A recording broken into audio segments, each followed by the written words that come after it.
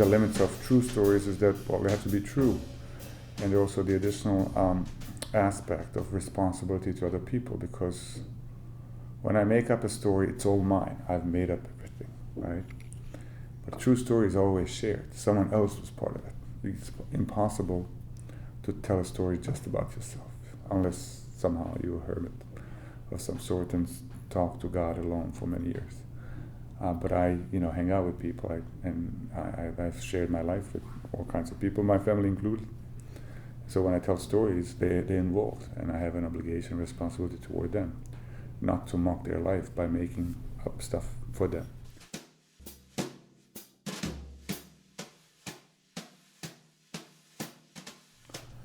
Well, I can't say I mastered it, because each sentence is a new challenge, and then each paragraph and each chapter and each story, each book, it's not... I suppose one could say that I need to stay in shape by doing it all the time. And the nature of artistic creation, if you wish, is that there are no guarantees. The fact that I've written a few books that have been declared good and I'm happy with them doesn't mean that the next one will be good at all. It starts all over again.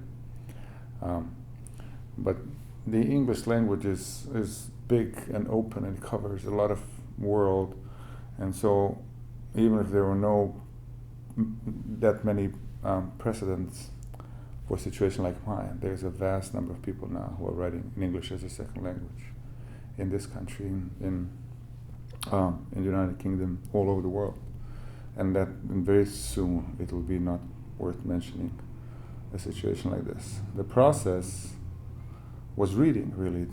I wrote in my native language, Bosnian, and I still do.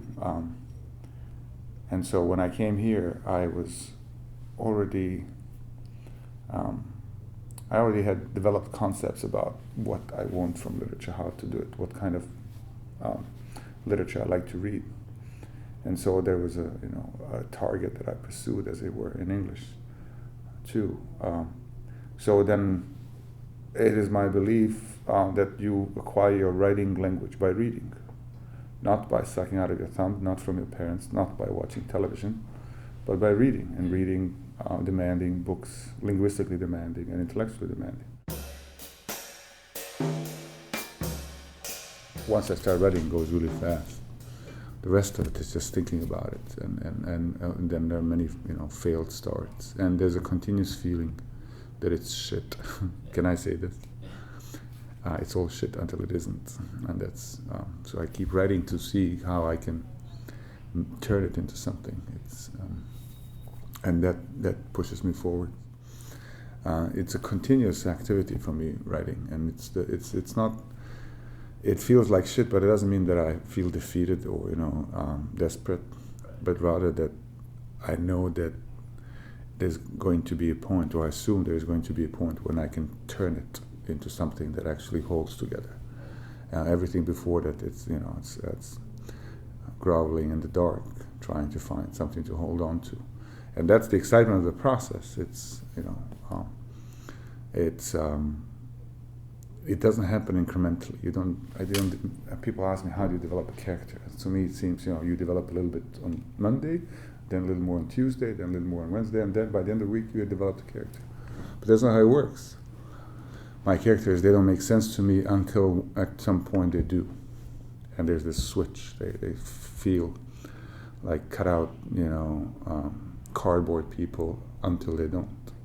And when this happens, it's a moment of magic when I start believing my own characters, and that is often I often experience it as love for them, the way you love someone you meet a friend or a person, you just want to spend more time with them, and this is when it kicks in full force, when I want to wake up the following morning as soon as possible, hang out with these people.